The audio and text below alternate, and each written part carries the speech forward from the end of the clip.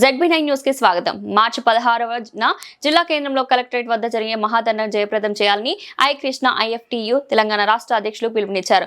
భారత కార్మిక సంఘాల సమైక్య IFTU జిల్లా ముఖ్యాల సమావేశాన్ని యూనియన్ కార్యాలయంలో నిర్వహించారు. ఈ సందర్భంగా IFTU రాష్ట్ర అధ్యక్షులు ఐకృష్ణ మాట్లాడారు. ఈ సమావేశంలో IFTU రాష్ట్ర సహాయ కార్యదర్శి ఏ వెంకన్న, జిల్లా అధ్యక్ష కార్యదర్శులు ఈ నరేష్, బి అశోక్, జిల్లా ఉపాధ్యక్షులు చిలక శంకర్, నాయకులు ఎస్ ప్రసాద్, బోటు రవి కుమార్ తదితరులు పాల్గొన్నారు.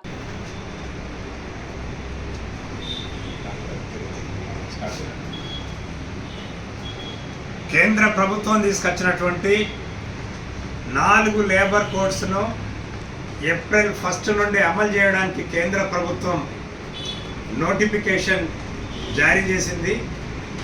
దీనికి నిరసనగా భారత కార్మిక సంఘాల సమైక్య IFTU జాతీయ కమిటీ దేశవ్యాప్త ఉద్యమానికి పిలుపునివ్వడం జరిగింది. ఆ రకంగా ఈ మార్చిలో 16వ తేదీ నాడు జిల్లా కలెక్టర్ కార్యాలయాల ముందు ధర్నా, అదేవిధంగా మార్చి 23 షాహిద్ భగత్ సింగ్ అమరుడైనటువంటి రోజున హైదరాబాద్ రాష్ట్ర రాజధానిలో ఉన్నటువంటి లేబర్ కమిషనర్ ఆఫీస్ ముందు ధర్నా. ఈ 2 కార్యక్రమాల్ని కూడా కార్మిక వర్గం పెద్ద ఎత్తున పాల్గొని విజయవంతం చేయాలి.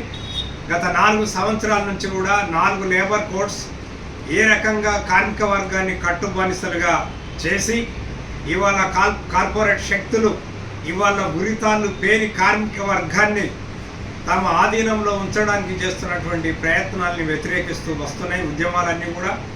కానీ కేంద్రంలో ఉన్నటువంటి భారతీయ జనతా పార్టీ నరేంద్ర మోడీ ప్రభుత్వం ఏమాత్రం కూడా లెక్క చేయకుండా కార్మిక సంఘాల విజ్ఞప్తిని, కార్మిక సంఘాల మనోభావాల్ని, కార్మిక సంఘ ఉద్యమాల్ని కూడా లెక్క చేయకుండా నిర్దాక్షిణ్యంగా ఏప్రిల్ 1 నుండి అమలు చేయడానికి పూనుకున్నాడు.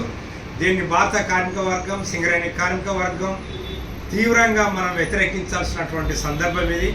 ఖచ్చితంగా ఈ నెల 16న పెద్దపల్లి జిల్లా కలెక్టర్ కార్యాలయం ముందు జరిగేటువంటి ధర్నాను, ఈ నెల 23వ తేదీన హైదరాబాద్లో జరిగేటువంటి ధర్నాలో సింగరేణి గని కార్మికులు, NTPC కార్మికులు, సిమెంట్ బసంతనగర్ కార్మికులు, ఇతర అసంఘటిత కార్మికులు పెద్ద ఎత్తున పాల్గొని జయప్రదం చేయాలని IFTU జిల్లా కమిటీగా పిలుపునిస్తున్నాం.